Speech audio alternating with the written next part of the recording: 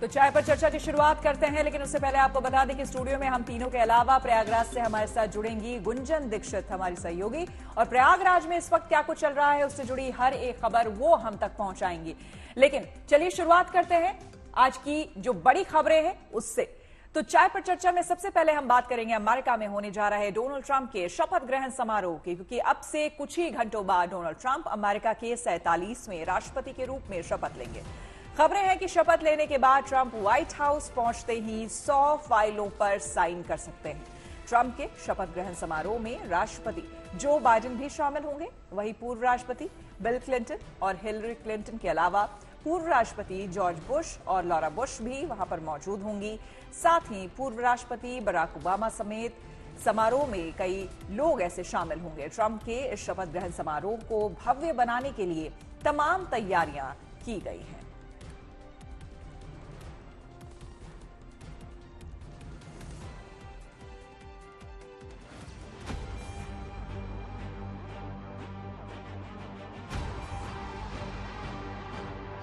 लौट रहे हैं ट्रंप। नए अंदाज, नई ताकत के साथ पूरी दुनिया की निगाहें आज डोनाल्ड ट्रंप के शपथ ग्रहण समारोह पर टिकी हैं। महज कुछ घंटों बाद ट्रंप अमेरिका के 47वें राष्ट्रपति के रूप में शपथ लेंगे। भारतीय समय के अनुसार रात के 10:30 बजे डोनाल्ड ट्रंप शपथ ग्रहण करेंगे। अमेरिका में ट्रंप की ताजपोशी को ग्रैंड बनाने के लिए तमाम तैयारियां की गई हैं। ट्रंप का शपथ समारोह कैपिटल बिल्डिंग के सेंट्रल हॉल रोटुंडा में होगा। अमेरिका के मुख्य न्यायाधीश जॉन रॉबर्ट्स ट्रंप को पद और गोपनीयता की शपथ दिलाएंगे। केवल 35 शब्दों में ट्रंप राष्ट्रपति के पद का निष्ठापूर्वक निर्वहन की शपथ लेंगे और अमेरिका के संविधान का संरक्षण, सुरक्षा और बचाव का संकल्प लेंगे। खास बात यह है कि इस बार ट्रंप की ऐतिहासिक ताजपोशी ढोल ताशों के साथ होने जा रही है। खास तौर से भारतीय कलाकारों को भी इसके लिए आमंत्रित किया गया है। खबरें ये भी हैं कि डोनाल्ड ट्रंप 2 बाइबल पर हाथ रखकर राष्ट्रपति पद की शपथ लेंगे। इनमें से एक बाइबल उनकी मां ने 1995 में उन्हें दिया था, जिस पर हाथ रखकर ट्रंप राष्ट्रपति पद की शपथ लेंगे। इसी तरह दूसरी लिंकन की बाइबल है। वेलवेट के कपड़ों से ढकी इस बाइबल पर 1861 में अब्राहम लिंकन ने राष्ट्रपति पद की शपथ ली थी। जाहिर है ट्रंप के शपथ को लेकर उनके समर्थकों का जोश भी हाई है। ट्रंप के इस ऐतिहासिक शपथ ग्रहण समारोह में बड़ी संख्या में उनके समर्थक भी पहुंच रहे हैं। लिहाजा उन्होंने कार्यकाल के पहले ही दिन रिकॉर्ड संख्या में एग्जीक्यूटिव ऑर्डर जारी करने की तैयारी कर ली है। बताया जा रहा है कि ट्रंप एक साथ 100 से ज्यादा एग्जीक्यूटिव ऑर्डर पर दस्तखत कर सकते हैं। इसके अलावा खबरें ये भी हैं कि ट्रंप पिछली बाइडेन सरकार के कई फैसलों को पलट भी सकते हैं। वहीं उन पर अपने चुनावी वादों को पूरा करने की भी चुनौती है, जिसका जिक्र वे चुनाव अभियान में करते रहे हैं, जबकि लोगों को उनसे काफी उम्मीदें भी हैं। खासतौर से भारत और अमेरिका में बसे भारतीयों के लिए ट्रंप क्या करेंगे, इस पर भी नजरें रहेंगी। देखिए, इक्के दुक्के बातों में डिफरेंसेस हो सकते हैं, टैरिफ इधर टैरिफ उधर, but tariff has always been a subject matter of negotiation.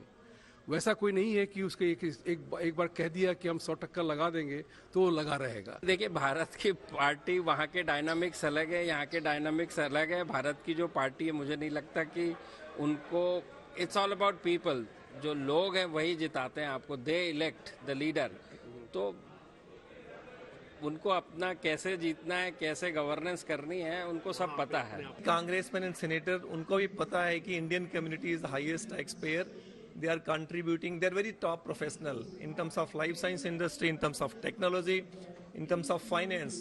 तो उनको इंडियन की वैल्यूज पता है। And there are like fringe elements, sometimes they try to disturb the things by making you are trying to take the job and other thing.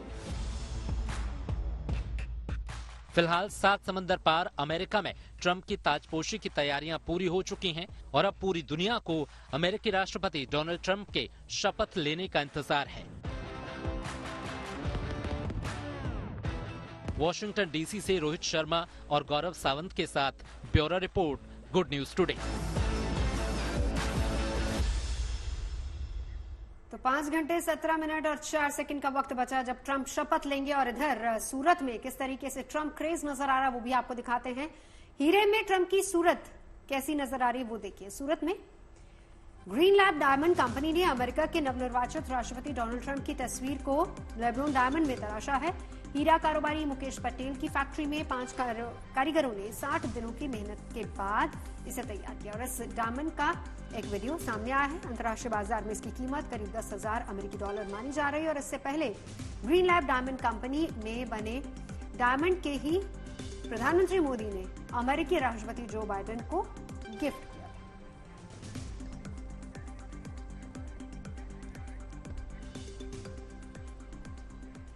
सीधा चलते हैं प्रयागराज। गुंजन हमारी सहयोगी इस वक्त हमारे साथ जुड़ चुकी है। गुंजन, हर दिन नए नए रिकॉर्ड बनते जा रहे हैं प्रयागराज में। आज भी आस्था की डुबकी लगाने वालों का एक नया रिकॉर्ड बना है। लेकिन उससे पहले गुंजन, एक सवाल। यहाँ देखिए, चाय हमने निकाली, आपकी याद आ रही थी, आप होती तो आपके लिए भी हम शेयर करते, लेकिन आपने, चूंकि चाय पे चर्चा है तो हम देख रहे हैं आपके हाथ में भी कप वहां नजर आ रहा है। ठंड है या फिर हमारे प्रोग्राम का असर? बिल्कुल श्वेता, ये चाय बिल्कुल बिल्कुल आपका भी असर है और आपके प्रोग्राम का भी असर है। चाय पे चर्चा में क्योंकि हम बात करने वाले हैं तो मैंने भी चाय ले ली और मैंने सोचा आप लोग पी रहे हैं तो मैं क्यों ना पीऊं। तो मैं भी यहाँ पर चाय पी रही हूँ और आप लोगों से बात कर रही हूँ। अब बात कर लेते हैं प्रयागराज के रंग की। तो रंग हर दिन यहाँ पर अद्भुत है। जैसे जैसे दिन आगे बढ़ते जा रहे हैं, बीच में जरूर लोगों की संख्या भी कुछ कमी आई थी, लेकिन कल से लेकर अब तक लगातार लोगों की संख्या बढ़ती जा रही है।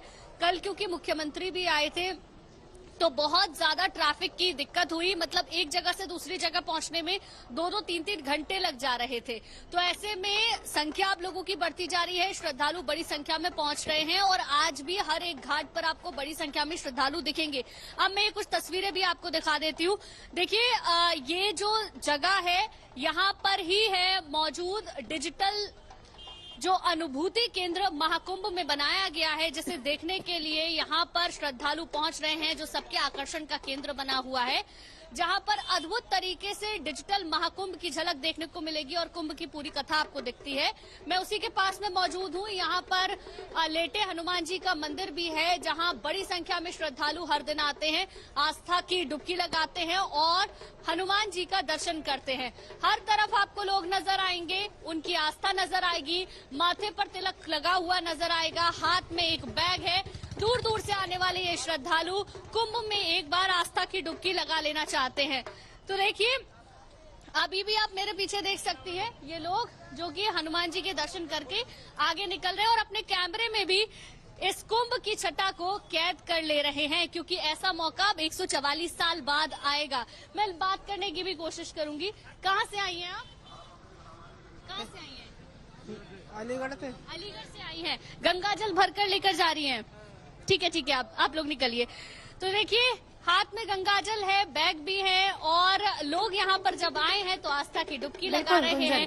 गीत संगीत भी हो रहा है और हमारी तरह चाय भी पी रहे हैं। बिल्कुल, चलिए लौटते हैं गुंजन, आपके पास दिखाइएगा प्रयागराज के रंग भी। लेकिन साथ ही साथ क्योंकि आज डोनाल्ड ट्रंप शपथ भी लेने जा रहे हैं, तो आपको हम उन नामचीन हस्तियों का भी ब्यौरा दे देते हैं जो आज डोनाल्ड ट्रंप के शपथ ग्रहण समारोह में शामिल होने वाले हैं। इन शख्सियतों की अगर बात की जाए तो यूरोप के देश हंगरी के प्रधानमंत्री का नाम इसमें शामिल है। अर्जेंटीना के राष्ट्रपति जेवियर माइली भी इस कार्यक्रम में शामिल होने के लिए पहुंच रहे हैं। चीन की तरफ से उपराष्ट्रपति हान जिंग शपथ ग्रहण समारोह में पहुंचेंगे, हालांकि न्योता शी जिनपिंग को दिया गया था। इनके अलावा इक्वाडोर के राष्ट्रपति भी ट्रंप के खास मेहमान होने वाले हैं। अल सल्वाडोर के राष्ट्रपति अमेरिका में मौजूद रहेंगे और इतना ही नहीं, ब्राजील के पूर्व राष्ट्रपति जायर बोल्सोनारो शपथ ग्रहण समारोह में हिस्सा लेंगे। पोलैंड के पूर्व प्रधानमंत्री माट्यूज मोरावीक भी इस समारोह में शामिल होने के लिए अमेरिका पहुंचे हैं। डोनाल्ड ट्रंप के सलाहकार एलोन मस्क भी शपथ ग्रहण समारोह में रहेंगे। कल विक्ट्री परेड में भी हमने देखा था मस्क और ट्रंप की जोड़ी को। अमेजॉन के कार्यकारी अध्यक्ष जेफ बेजोस भी इस कार्यक्रम का हिस्सा होंगे। मेटा के सीईओ को भी आमंत्रित किया गया है। मार्क ज़करबर्ग भी वहां पर मौजूद रहेंगे। भारत की तरफ से उद्योगपति मुकेश अंबानी, नीता अंबानी दोनों ही इस कार्यक्रम में खास मेहमान के तौर पर पहुंच रहे हैं। इनके अलावा कई ऐसे देश हैं जिन्होंने अपने प्रतिनिधि भेजे हैं। इसमें UK, France, Germany, Australia, Japan, चीन और भारत शामिल हैं।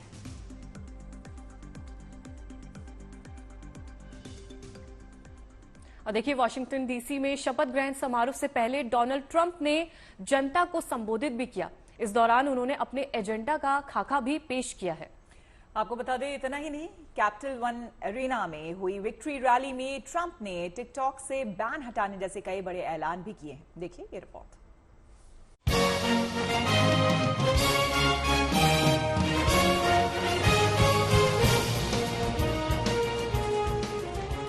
हाथों में अमेरिका के झंडे, ट्रंप का नाम और 47 लाख बैनर लिए हुए ये भीड़ नवनिर्वाचित राष्ट्रपति डोनाल्ड ट्रंप के शपथ समारोह से पहले उनकी शानदार जीत का जश्न मना रही है।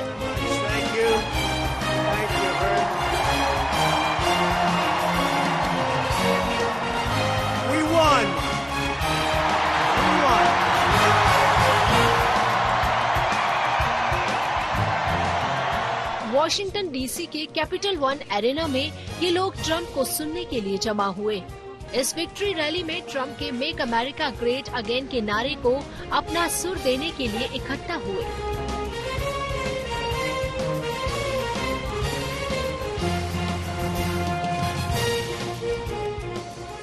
और ट्रंप जब मंच पर आए तो छा गए। उन्होंने भी एक बार फिर से लोगों का शुक्रिया अदा करते हुए मेक अमेरिका ग्रेट अगेन का नारा दोहराया। ट्रंप ने कहा, हम जीत गए। अमेरिका के इतिहास में ये सबसे बड़ी राजनीतिक घटना है। 75 दिन पहले हमने देश में सबसे बड़ी राजनीतिक विजय हासिल की है। We're going to make our country greater than ever before. Hello Washington and hello America. We're all over America. I'm thrilled to be back with so many friends, supporters, and true American patriots on the eve of taking back our country. That's what we're going to do, take back our country. इसके साथ ही Trump ने ये भी ऐलान किया कि सत्ता संभालने के बाद वे क्या क्या करने जा रहे हैं। वे कौन से ऐसे कदम उठाने जा रहे हैं जिससे अमेरिका के लोगों को फायदा होगा। We begin a brand new day of American strength and prosperity, dignity and pride. Bringing it all back. Once and for all, we're going to end the reign of a failed and corrupt political establishment in Washington, a failed administration. We're not going to take it anymore. We're going to stop the invasion of our borders. We're going to reclaim our wealth. We're going to unlock the liquid gold that's right under our feet, liquid gold. We're going to bring back law and order to our cities. We're going to restore patriotism to our schools, get radical left, woke ideologies the hell out of our military and out of our government. And we are going to make America great again. ये सब बोलते हुए Trump ने थोड़े ही शब्दों में अपने एजेंडे का पूरा ब्लूप्रिंट पेश कर दिया। अहम बात ये भी है कि ट्रंप ने चीनी सोशल मीडिया प्लेटफॉर्म टिकटॉक से भी बैन हटाने का ऐलान कर दिया है। अब सभी की निगाहें ट्रंप के उन कदमों पर होंगी जिन्हें उठाने का उन्होंने वादा किया है और दुनिया देखेगी डंके की चोट पर बड़े बड़े ऐलान करने वाले ट्रंप अपने इरादों को कैसे अमली जामा पहनाते हैं, क्योंकि जितने बड़े वादे हैं चुनौतियां उनसे कम बड़ी नहीं है। Bureau report, good news today.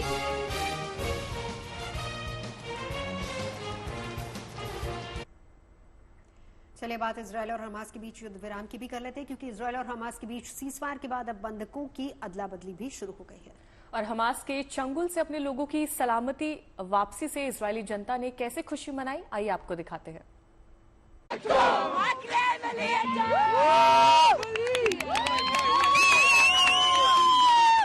Israel की सड़कों पर जश्न की ये तस्वीर है बेहद सुकून देने वाली है।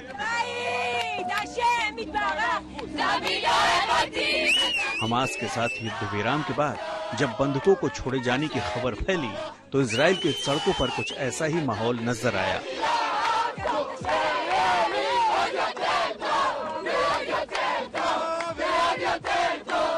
हंसते गाते नाचते तमाम लोग उस गम को भूल जाने के लिए आतुर नजर आए जिसने 7 अक्टूबर 2023 से उनके जिंदगी को स्याह कर डाला था। हमास के चंगुल से बंधकों की रिहाई की खबर आने के बाद लोगों का उत्साह चरम पर नजर आया। अपने परिजनों की तस्वीरों वाले पोस्टर बैनर हाथों में थामे लोग इजराइल का झंडा लहराते दिखे। हमास के साथ समझौते के बाद बंधकों की रिहाई शुरू हुई है तो लोगों की खुशी का ठिकाना नहीं है।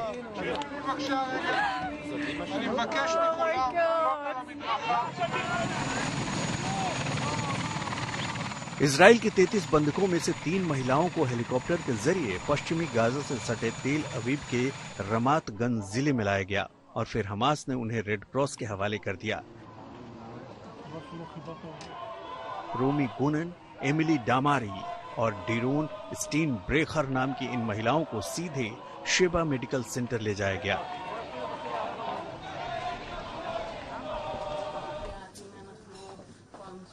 अस्पताल पहुंचने पर इन महिलाओं की अपने परिजनों से मुलाकात हुई तो खुशी से सबके आंसू छलक पड़े।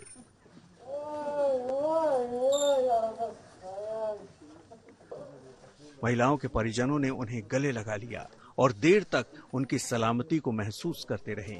ये बेहद भावुक पल था क्योंकि किसी को भरोसा नहीं था कि इनकी इस तरह से सुरक्षित वापसी हो पाएगी। ये तीनों महिलाएं उन 33 बंधकों में से हैं जिन्हें समझौते के तहत पहले चरण में 90 फिलिस्तीनी कैदियों के बदले छोड़ा जा रहा है।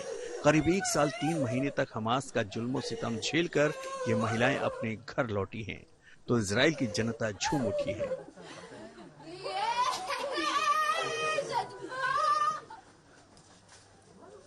वहीं अमेरिका और ब्रिटेन सहित विश्व के तमाम देशों ने इनकी रिहाई का स्वागत किया है क्योंकि इसके साथ ही पूरे इजराइल और गाजा इलाके में अमन की उम्मीद बढ़ गई है। Bureau report, good news today.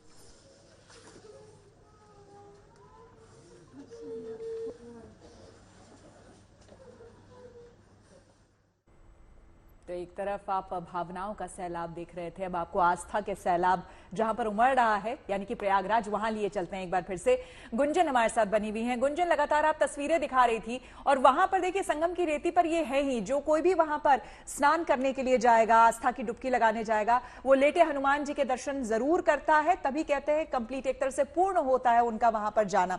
आपके पीछे हम देख पा रहे हैं बहुत सारे श्रद्धालु इस वक्त मौजूद हैं।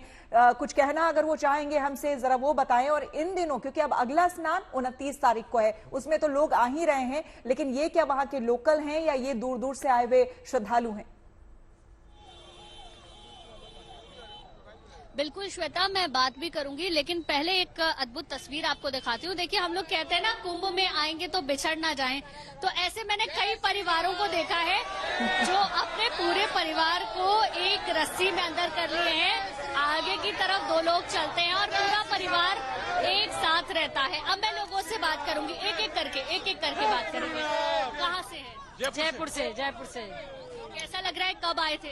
सुबह आए थे। बहुत अच्छा लग रहा है। संगम में अच्छा लग रहा है, बहुत ही अच्छा, बहुत अच्छी व्यवस्था। योगी मोदी जी की बहुत अच्छी व्यवस्था, योगी जी ने बहुत अच्छा इंतजाम कर रखा है यहाँ आने के। अच्छा, ये बताएं कितने दिन पहले आए हुए हैं? स्नान हो गया या नहीं? कितनी बार स्नान हुआ? स्नान हो गया, बहुत अच्छी तरह से हो गया। प्रतापगढ़ से। बहुत अच्छा लग रहा है। हम बॉम्बे से हैं। बहुत अच्छा लगा। 2 बार स्नान किया। 2 बार स्नान किया था। बहुत अच्छा लगा मोदी जी के राज में। आप इधर आओ। कितने साल के हो आप? 7। स्नान हो गया। तो देखिए, लोगों की भीड़ बहुत ज्यादा। एक करके बात करेंगे तभी आपकी बात जा पाएगी। आप कहाँ से आए हैं? मैं बॉम्बे से आया हूँ। बहुत अच्छा लग रहा है। हमने 2 बार स्नान किया, कल और आज, और योगी जी की, मोदी जी की मेहरबानी से 2 बार स्नान हो चुके हैं। हम लोग बॉम्बे से आए, हम लोग को बहुत मजा आया इसमें नाले में आके।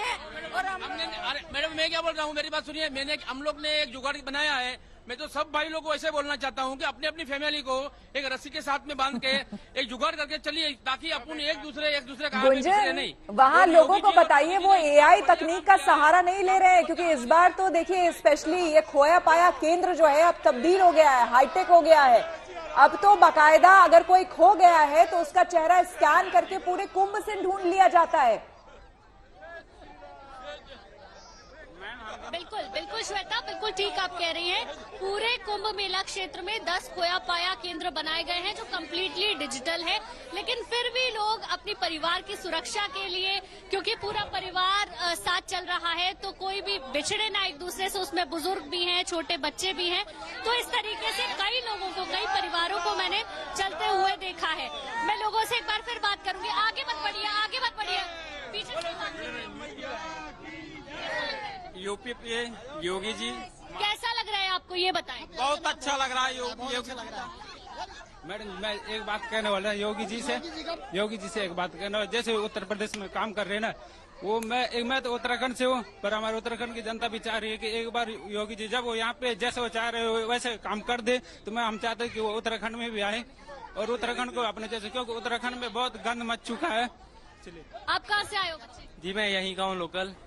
इस बार का कितने लोग दिख रहे हैं आपको? ऐसा कुंभ पहले देखा है? अभी तो आप खुद ही इतने छोटे। तो पहली बार देखा है। मैं भी नया ही रहने आया हूँ, लेकिन जो देखा हूँ बहुत अच्छा एक्सपीरियंस है और आयोजन बहुत अच्छा है, साफ सफाई। हम सभी परिवार के साथ आए, सभी बहन भाई भांजे सभी लोगों को कुंभ का दर्शन कराने के लिए सबको लेके आए, सब परिवार को लेके। तो देखिए पूरे परिवार के साथ यहाँ पर लोग आए हुए हैं, आस्था की डुबकी लगा रहे हैं, दूर दूर से आने वाले लोग हैं और यहाँ पर पहुंचकर एक बार दो बार जितनी बार भी स्नान कर पा रहे हैं अपने आप को सौभाग्यशाली समझ रहे हैं। श्वेता, बिल्कुल वहां पर हम देख ही पा रहे हैं, लेकिन अब जाहिर सी बात है दूर दूर से वहां पर लोग आए हैं गुंजन, लेकिन जरा पूछिए व्यवस्थाओं के बारे में, और खास करके आप भी वहां से जानकारी दे सकती हैं, क्योंकि जो लोग पिछली बार या पहले कभी आए हैं कुंभ में, इस बार में वो फर्क क्या देख रहे हैं, वो अंतर क्या देख रहे हैं। और सबसे बड़ी दिक्कत वहां पर ये होती है गुंजन कि इतनी बड़ी तादाद में जब जो लोग आते हैं उनके रहने की, खाने पीने की व्यवस्था, वो आप कितना फर्क देख रही हैं या लोग क्या महसूस कर रहे हैं?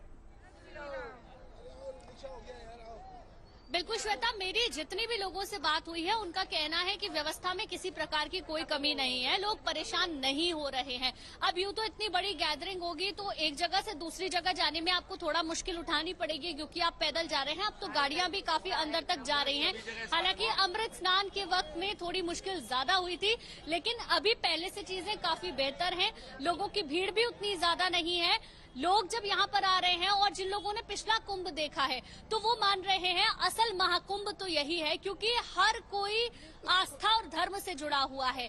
हर कोई यहाँ पर अपने मन में एक भाव लेकर आया है कि अपने जीवन में एक बार हमें महाकुंभ में आस्था की डुबकी जरूर लगानी है। तो इस बार चाहे देश से लोग आ रहे हों, दुनिया से लोग आ रहे हों, लेकिन आस्था और श्रद्धा के साथ आ रहे हैं, अपने मन में इस भावना को लेकर आ रहे हैं कि एक बार तो हम कुंभ में जरूर नहाएंगे। अब एक एक करके बात करेंगे, ठीक है? कहाँ से हैं आप? डिस्ट्रिक्ट बलरामपुर से हैं। बहुत अच्छा है। हम कर्नाटक से हैं। कर्नाटक से आए हैं। वहाँ से यहाँ उत्तर प्रदेश में कितना अलग लग रहा है? प्रयागराज कितना अलग है ये भी? 500 किलोमीटर से आए हम। कैसा लग रहा है आपको? बहुत बढ़िया लग रहा है। सुन के बहुत अच्छा लग रहा है। तो यहाँ पर बालाजी के मंदिर दर्शन किए हैं आप? अभी हम कुंभ मेले में स्नान किया, अभी नहीं, बहुत भीड़, अभी जाना है बड़े हनुमान की जगह। तो एक और इम्पोर्टेंट बात मैं बता दूं, यहाँ पर देखिए पूरे देश भर से लोग आ रहे हैं। आप मेहंदीपुर बालाजी की झलक यहाँ पर देखेंगे, तिरुपति बालाजी, वेंकटेश्वर की पूजा यहाँ बिल्कुल उसी पद्धति से की जा रही है जैसे की जाती है देवस्थान। बिल्कुल, तो तमाम रंग जो है वहाँ पर गुंजन इस वक्त देखने को मिल रहे हैं, जो दूर दूर से लोग आ रहे हैं वो भी महसूस कर रहे हैं। आएंगे आपके पास, बनी रहे हमारे साथ। आपको संगम नगरी में महाकुंभ की भव्यता दिखाते हैं। महाकुंभ के दौरान यहाँ आस्था की डुबकी लगाने वालों का तांता लगा हुआ है। 13 जनवरी से अब तक 8.5 करोड़ से ज्यादा श्रद्धालु स्नान कर चुके हैं और 26 फरवरी को तक महाकुंभ चलने वाला है, तो यह आंकड़ा और ज्यादा हो सकता है, इसका अनुमान आप लगा सकते हैं।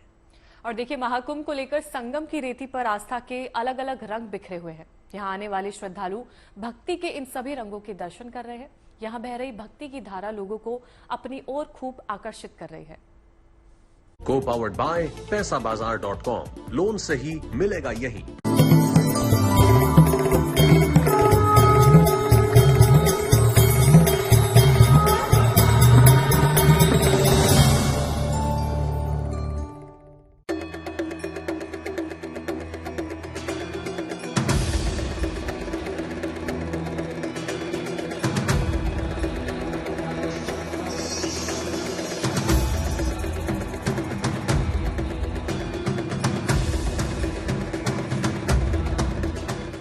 संगम नगरी में आस्था और आध्यात्म का दुनिया का सबसे बड़ा मेला भव्यता के साथ आगे बढ़ता चला जा रहा है।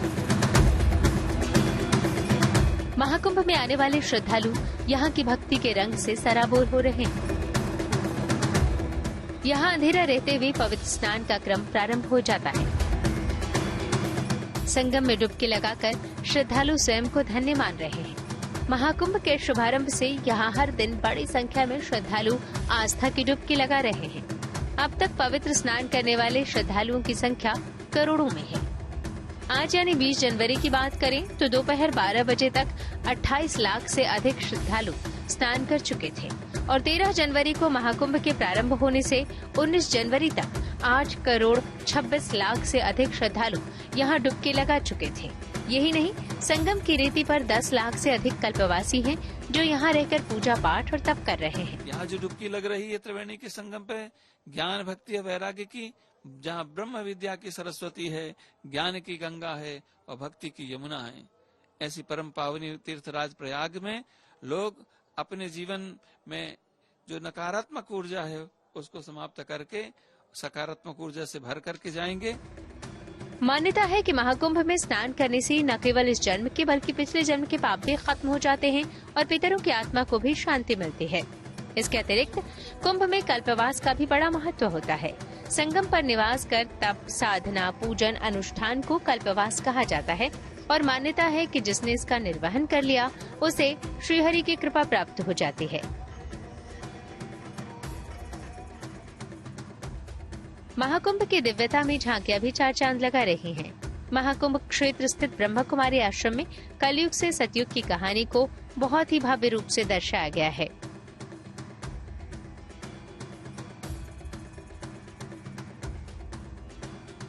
कलयुग से सतयुग की कहानी में ये बताया गया है कि अगर हम अपने दोषों की आहुति दे देते हैं तो एक नया संसार बनेगा। संस्कार बदलने से संसार बनेगा और वही यहाँ पर दिखाया गया है।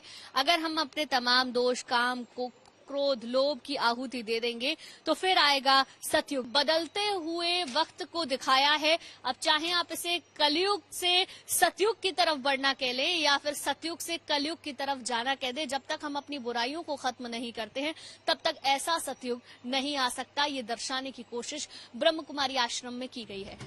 महाकुंभ क्षेत्र में हर तरफ भव्यता के रंग बिखरे हुए हैं। सबकी अपनी अपनी साधना है। कोई राम को भज रहा है तो कोई लिख रहा है।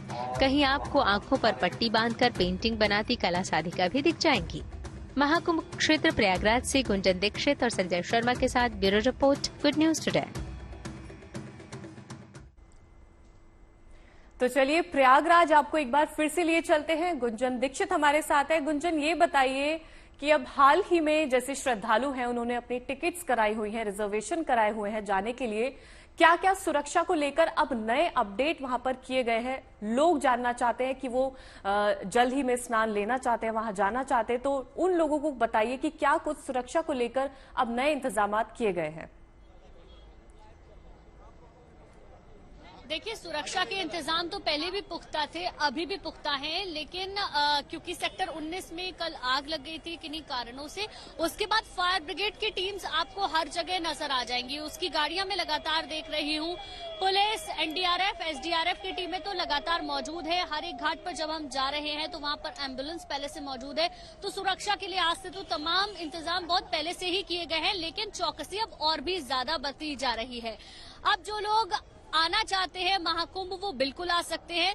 अमृत स्नान के वक्त में जरूर लोगों की संख्या बहुत ज्यादा होती है और तीनों अमृत स्नान में सबसे ज्यादा भीड़ रहने वाली है मौनी अमावस्या के दिन, क्योंकि आसपास के लोग भी आते हैं, इसके साथ ही दूर दूर से लोग भी आते हैं और माना जाता है कि पितरों की अगर शांति चाहते हैं, पितरों को मोक्ष दिलाना है तो मौनी अमावस्या के दिन अगर आप स्नान कर लेते हैं संगम में तो आपके पितरों को मोक्ष मिल जाता है। तो सबसे बड़ी संख्या उस दिन देखने को मिलेगी। मकर संक्रांति के बाद मौनी अमावस्या और उसके बाद वसंत पंचमी के दिन अमृत स्नान होगा, जहां लोगों की श्रद्धा देखने को मिलेगी। साथ ही साथ आम दिनों में भी लोग आ रहे हैं। अब धीरे धीरे संख्या बढ़ने जा रही है। गुंजन, इसी के साथ साथ बीच संख्या बहुत कम हो गई थी, रोडें खाली थी एकदम।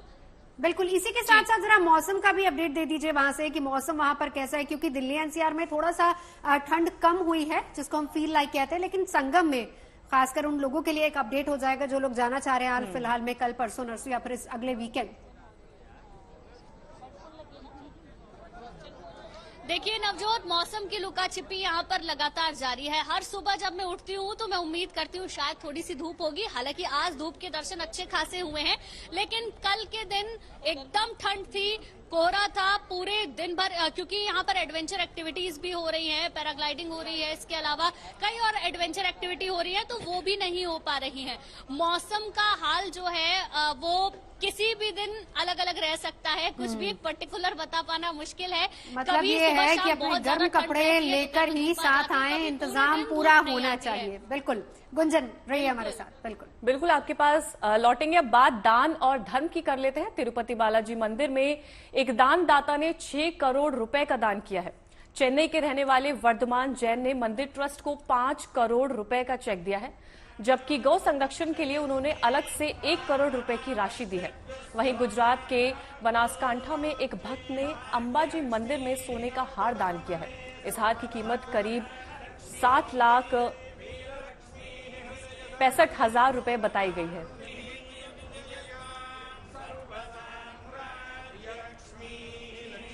देखिए अब बात हम मौसम की करेंगे, लेकिन उससे पहले बता दूं, पिछले 2-3 दिनों से आप लोगों को ऐसा नहीं लग रहा था कि यहाँ पे हल्की गर्मी सी हो गई है दिल्ली एनसीआर में? कल ज्यादा थी, कल बहुत सा थी, मतलब वार्म थी, हवा भी थोड़ी सी वार्म। कल मुझे ऐसा फील हो रहा था कि हाँ अब गर्मी आ जानी चाहिए। अच्छा एक बात बताइए, क्या आप लोगों को आज पता चल गया था ठंड होने वाली है? देखिए मैं कैसे कपड़े पहन के आई हूँ, मुझे कल गर्मी थी तो आज भी एग्जैक्टली मुझे ऐसा ही लग रहा था कि आज भी गर्मी होगी, लेकिन ठंड हो रही है और खबरें भी कुछ वैसी ही आ रही है। आपको बता दें कि सर्दी का मौसम अपने सारे रंग एक्चुअली दिखा रहा है। मैदानी इलाके जहां सर्द हवाओं की चपेट में है, तो वहीं पहाड़ों पर जमकर बर्फ गिर रही है। बर्फबारी का लुत्फ उठाने के लिए सैलानी भी पहाड़ों का रुख कर रहे हैं।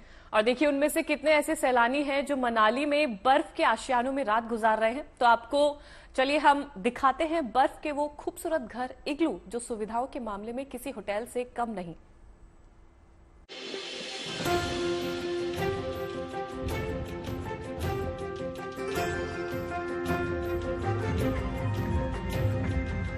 हिमाचल प्रदेश का मनाली इन दिनों सैलानियों से गुलजार है। यहाँ की खूबसूरती देश ही नहीं बल्कि दुनिया भर के पर्यटकों को अपनी ओर खींच रही है। पहाड़ों के दिलकश नजारों के बीच यहाँ सैलानियों का मन बर्फ के घर यानी इग्लू पर आकर ठहर जाता है। बर्फ से लदी खामोश वादियों के बीच ऐसे इग्लू में एक रात गुजारने की चाहत लिए दूर दूर से पर्यटक मनाली पहुँच रहे हैं। इग्लू में -13 डिग्री तक तापमान में ठहरने का ये अनोखा अनुभव सैलानियों को काफी पसंद आ रहा है। एक लाइफ टाइम का बहुत ही बढ़िया एक्सपीरियंस है। जिंदगी में हर बंदे को ये चीज एक्सपीरियंस करना चाहिए। हमने इसे किताब बुक्स वगैरह में पढ़ा था, जो आज हम उसका एक्सपीरियंस कर रहे हैं। बर्फ के घर बनते हैं, किस टाइप से बनते हैं, वो चीज हमने सब एंजॉय की इधर। तो मेरे डैड एक्सप्लोर करते रहते, सर्च करते रहते, तो he heard for the first time like there is an igloo in India. So we all got very excited. Igloo condition भी बहुत अच्छा है, जिसमें 4 जन भी इजीली रह सकते हैं। इग्लू के अंदर बहुत अच्छी वार्मथ है। हमें डर लगता है कि बर्फ का घर है, अंदर ठंडा रहेगा करके, नहीं, वार्मथ है अंदर। स्नो बेड है, लेकिन उसके ऊपर भी आइसोलेशन दिया है और उसके ऊपर भी अच्छा सा बेड है। आर्कटिक और ग्रीनलैंड जैसी तर्ज पर मनाली के सेथन गांव में बर्फ की ये खूबसूरत आशियाने बनाए गए हैं। इग्लू में ठहरने का अनुभव इसलिए और ज्यादा रोमांच पैदा करता है क्योंकि ये न तो केवल पूरी तरह से बर्फ से बने हैं, बल्कि इनके अंदर बर्फ के ही बिस्तर भी हैं, जिन पर आरामदायक गद्दे लगाए गए हैं। इनके अंदर सैलानियों के लिए खाने पीने और चाय का पूरा इंतजाम है। इग्लू की सबसे बड़ी खासियत ये है कि बाहर के मुकाबले इनके अंदर सर्दी कम लगती है। इग्लू देखिए, इग्लू एक बहुत अच्छा है क्योंकि बर्फ एक बहुत अच्छा इंसुलेटर है, नेचुरल इंसुलेटर। तो इग्लू के अंदर और बाहर टेम्परेचर में लगभग 8-10 डिग्री टेम्परेचर का डिफरेंस रहता है। तो अंदर इग्लू के अंदर टोस्टेड वार्म बोल सकते हैं, इतना ज़्यादा गर्म तो नहीं होता, बट टोस्टेड वार्म। हमारे पास जो बेडिंग्स हैं वो अच्छे स्लीपिंग बैग्स हैं, -30 तक। इग्लू यानी बर्फ के इन आशियानों में रहने की ख्वाहिश पूरी करने का विकल्प सैलानियों के लिए देश में ही मौजूद है। साल 2016 से पर्यटकों के लिए यहाँ इग्लू बनाए जा रहे हैं। होटल्स और गेस्ट हाउस से अलग बर्फ के घर सैलानियों को खूब लुभा रहे हैं। ये एक्चुअली ये प्रोजेक्ट काफ़ी सालों से हम लोग कर रहे हैं। ये हमारा ऑलमोस्ट 9th विंटर है और स्टार्टिंग इसका एक्चुअल में हम लोग पहले अपने लिए फन के लिए और एडवेंचर के लिए करते थे। तो 2012 में अपने लिए बनवाया, तो उसके बाद थोड़ा अच्छा लगा, तो हमने सोचा क्यों ना इसको इंडिया के लिए पेश किया जाए। पहाड़ पर 9000 फीट से ज्यादा की ऊंचाई, माइनस का तापमान, रात का अंधेरा और बर्फ की सफेद चादर पर जुगनू की तरह चमकती ये इग्लू किसी को भी दीवाना बनाने के लिए काफी है। मनाली से मनविंदर अरोड़ा के साथ bureau report, good news today.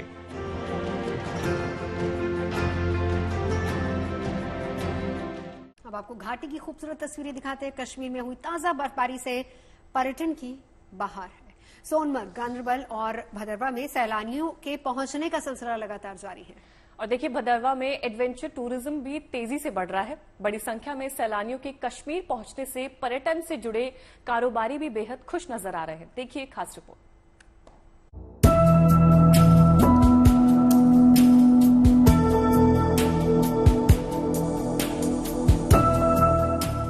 बर्फ से ढकी ये पहाड़ियां जम्मू कश्मीर पहुंचे सैलानियों के लिए कुदरत की सौगात है। कश्मीर में हुई बर्फबारी ने पर्यटन की रफ्तार को और बढ़ा दिया। सोनमर्ग और गांधरबल के पहाड़ सफेद बर्फ से चमचमा रहे हैं। जहां देखो हर जगह सिर्फ बर्फ ही बर्फ दिख रही है। दूर दूर से सैलानी इस खूबसूरत नजारे को देखने के लिए सोनमर्ग पहुंच रहे हैं। सड़कों पर टूरिस्ट गाड़ियों का तांता लगा हुआ है। ज्यादातर होटलों में बुकिंग फुल है। बेतहाशा ठंड के बावजूद पूरे सोनमर्ग में चहल पहल बढ़ी हुई है। लोग इस मौसम का मजा लेने के लिए बर्फ से ढके पहाड़ों का रुख कर रहे हैं। सोनमर्ग और गांधरबल के साथ साथ डोडा और भदरवा सैलानियों के बीच काफी लोकप्रिय हो रहा है। भदरवा तो एडवेंचर टूरिज्म का हॉटस्पॉट बनता जा रहा है। कश्मीर आने वाले ज्यादातर सैलानी एक बार इस इलाके में घूमने जरूर आते हैं। डोडा में पर्यटन को बढ़ावा देने के लिए प्रशासन भी पूरी तरह मदद कर रहा है। तकरीबन 7 लाख तो हमारा ऑफिशियल रिकॉर्ड है। इसके अलावा मुझे लगता है 3-4 लाख और अनऑफिशियली टूरिस्ट जो यहाँ के रहने वाले और लोकल लोग हैं वो यहाँ पे यहाँ के एवेन्यूज को एक्सप्लोर कर चुके हैं। टूरिज्म को प्रमोट करना, क्योंकि इससे हमारी एक तो जो एक प्राइड होता है लोगों का अपनी डिस्ट्रिक्ट में और अपनी टूरिस्ट प्लेसेस में, और एक जो ऑनरशिप होती है वो चीजों को बढ़ावा मिलता है। लगातार बर्फबारी की वजह से सड़कों पर रोजाना कई इंच मोटी बर्फ की चादर बिछ जा रही है, लेकिन इस बीच बर्फ की वजह से सैलानियों को कोई दिक्कत न हो, इसके लिए प्रशासन भी मुस्तैद है। बर्फ हटाने वाली गाड़ियां लगातार काम में जुटी हुई हैं और बर्फबारी के बावजूद सड़कों पर कहीं भी बर्फ नहीं दिख रही है। ठंड के इस मौसम में कश्मीर घाटी में कुदरत का अद्भुत सौंदर्य निखर कर सामने आता है। इस खूबसूरत मौसम में घाटी में आए सैलानियों की बहार से पर्यटन से जुड़े कारोबार को भी नई रफ्तार मिल गई है।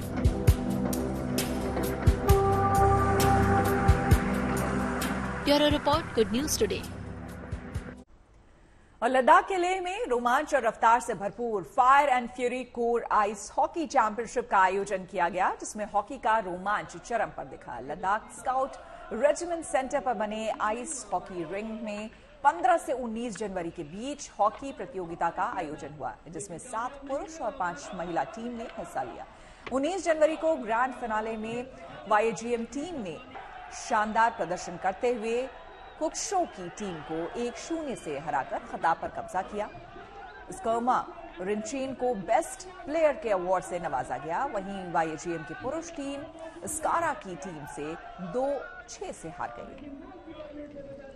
चलिए कश्मीर के पुलवामा में जारी स्नो फेस्ट की तस्वीर आपको दिखाते हैं, जहां पर कश्मीरी संस्कृति के रंगों के साथ ही युवाओं का जोश और जज्बा भी देखने को मिल रहा है। पुलवामा में जारी इस स्नो फेस्ट पे बर्फ के दरमियान क्रिकेट का उत्साह भी दिखा, तो कश्मीरी लोक नृत्य के ढेरों रंग भी सामने आए।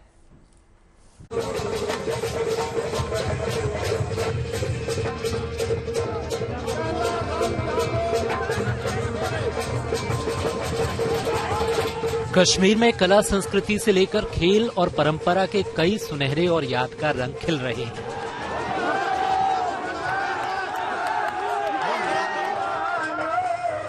उन हसीन रंगों में से एक है स्नो फेस्टिवल, जो कश्मीर के पुलवामा में इन दिनों जोर शोर से चल रहा है। यहाँ कश्मीरी संस्कृति की झलक है, पारंपरिक लोक नृत्य और संगीत की तान और ताल है।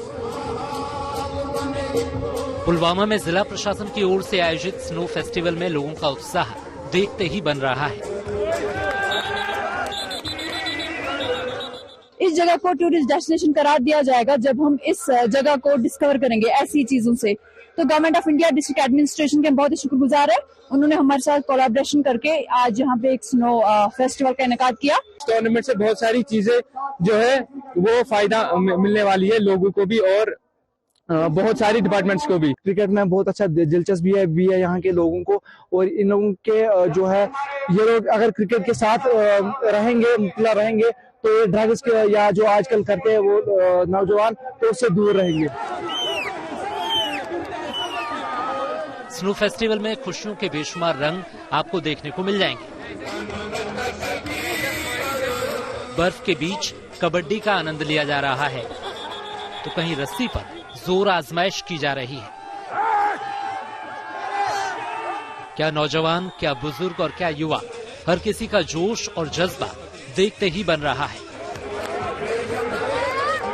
टूरिज्म को बढ़ावा देने के मकसद से कश्मीर के पुलवामा में स्नो फेस्टिवल का आयोजन किया गया, जिसमें हर वर्ग और उम्र के लोगों ने शिरकत की। स्नो क्रिकेट यहाँ हो रही है, कबड्डी हो रही है, एथलेटिक मीट यहाँ हो रही है, उसके साथ साथ यहाँ कल्चरल प्रोग्राम हो रहा है, जिसका मेन मकसद जो है हमारी ये जो टूरिस्ट डेस्टिनेशन है पुलवामा की, तो इसको हम हाईलाइट करना चाहते हैं। इसको जो हमारी पुलवामा की एडमिनिस्ट्रेशन, यहाँ के जो भी गवर्नमेंट है वो इसको इस मैप पे लाना चाहती है ताकि ये जो है अच्छी डेवलप हो जाए, ये टूरिस्ट डेस्टिनेशन बन जाए जैसे गुलमर्ग, सोनामर्ग जैसे। तो इससे जो है हमारी आवाम में पुलवामा को फायदा होगा। कला संस्कृति से लेकर कई सुनहरे और यादगार रंग यहाँ खिले। इस स्नो फेस्टिवल में क्रिकेट का जुनून भी दिखा। बर्फ की सतह पर मैट बिछाकर शानदार पिच तैयार कर क्रिकेट का मजा दोगुना हो गया। जाहिर है इस उत्सव के रंग अनेक हैं, लेकिन मकसद सिर्फ एक है, कश्मीर और कश्मीरियत को जिंदा रखना और कश्मीर के युवाओं को खेलों के लिए प्रेरित करना। Bureau report, good news today. अब आपको गोल्डन बॉय नीरज चोपड़ा की दुल्हनिया से मिलवाते हैं। Javelin throw star Neeraj Chopra और टेनिस प्लेयर हिमानी मोर शादी के बंधन में बंध गए। शिमला में दोनों परिवारों की मौजूदगी में नीरज और हिमानी की शादी हुई। इसके बाद खुद नीरज चोपड़ा ने सोशल मीडिया पोस्ट में अपनी शादी की तस्वीरें साझा की।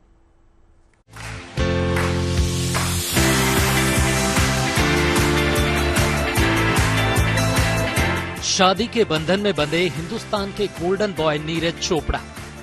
टेनिस प्लेयर हिमानी मोर बने गोल्डन बॉय की दुल्हन। शिमला में परिवार की मौजूदगी में दोनों शादी के पवित्र बंधन में बंधे और यहीं एक दूसरे के होकर 7 जन्मों तक साथ निभाने का वादा किया। ये दोनों बच्चे भी हैं। नीरज जो है अपनी ट्रेनिंग में बिजी है अगले टूर्नामेंट के लिए, अगली चैंपियनशिप के लिए। हिमानी जो है वो पढ़ाई कर रही है, साथ साथ जॉब कर रही है, तो उनके पास इतना ही टाइम था। और फैमिली मेंबर्स के साथ हमने सभी, उनके फैमिली मेंबर थे, हमारे थे, तो एक शॉर्ट नोटिस में ये शादी हुई है। जैसे 16 जनवरी के बीच में सारी रस्में पूरी गई हैं। गोल्डन बॉय नीरज चोपड़ा ने शादी के बाद खुद सोशल मीडिया पर शादी की तस्वीरें शेयर करते हुए फैंस को ये खुशखबरी दी है। नीरज चोपड़ा ने सोशल मीडिया पर शादी की तस्वीरें शेयर करते हुए लिखा है, जीवन के एक नए अध्याय की शुरुआत अपने परिवार के साथ की। सभी लोगों के आशीर्वाद के लिए आभारी हूँ, जिसके कारण हम इस मुकाम तक पहुँचे हैं। Bound by love, happily ever after. अपने पोस्ट में नीरज ने अपना और हिमानी का नाम लिखते हुए बीच में दिल वाली इमोजी भी लगाई। नीरज की हमसफर हिमानी मोर भी स्पोर्ट्स से जुड़ी हुई है। हिमानी हरियाणा के ही सोनीपत की रहने वाली हैं। वो अमेरिका में स्पोर्ट्स मैनेजमेंट की पढ़ाई कर रही हैं। इतना ही नहीं, हिमानी राष्ट्रीय स्तर की टेनिस खिलाड़ी भी हैं। उन्होंने 2017-18 में ताइवान में आयोजित वर्ल्ड यूनिवर्सिटी टेनिस चैंपियनशिप में देश का प्रतिनिधित्व किया था। शर्मीले स्वभाव के नीरज चोपड़ा की शादी को इतना सीक्रेट रखा गया कि उनके गांव खंडरा में भी किसी को इसकी भनक तक नहीं लगी। शादी समारोह में परिवार के अलावा कुछ करीबी रिश्तेदारों समेत कुल 60 मेहमानों को ही बुलाया गया था।